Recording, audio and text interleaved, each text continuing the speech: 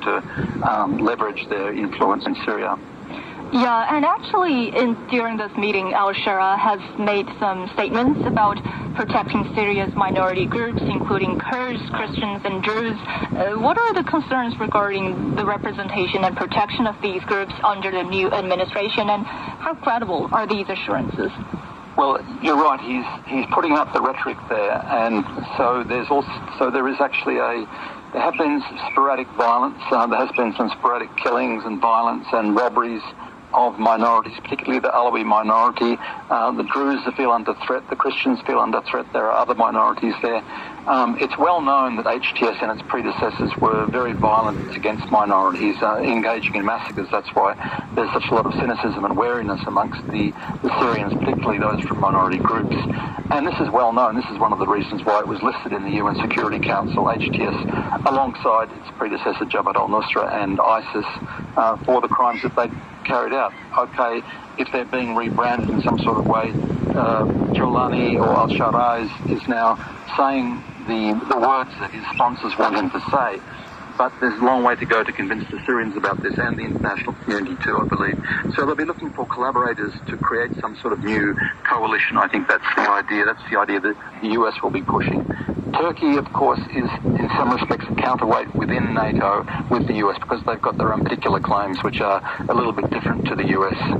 Yeah, Turkey has pledged to help with Syria's political transition, but what are the challenges in achieving a stable political framework for Syria in the aftermath of Bashar al-Assad's fall, and how might Turkey's involvement impact this process?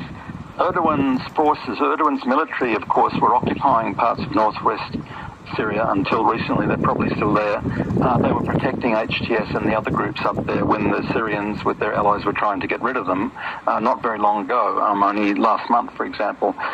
So, and it's well known that Erdogan wants to extend his influence. You don't know exactly what that means, but he certainly wants to get rid of the separatist Kurd element in the north and the northeast of Syria, which the US has been using to try and divide and weaken the Syrians too. So there's a contradiction there too, because while it may suit the purposes of the US and the Israelis to partition Syria or to federate it in the way that the US did in Iraq after the invasion of Iraq, you remember they forced a new constitution which dismantled the Ba'ath Party and created a federation with a Kurdish state and so on. They may want to do that to Syria, but from the northern neighbour, Turkey doesn't want to see that, because from Turkey's point of view, a Kurdish statelet, and really there's no real basis for it in Syria, because there's no major city in the northeast which is majority Kurd, really. There's a lot of Arab tribes, there's a lot of Christian groups there.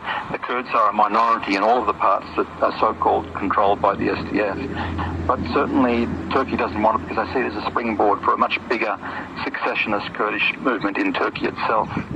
Yeah, and also notably, al-Sharia mentioned that all weapons, including those held by the Syrian Democratic Forces, will come under state control. I mean, I guess this will be a super challenging plan, isn't it? Yes, it will be.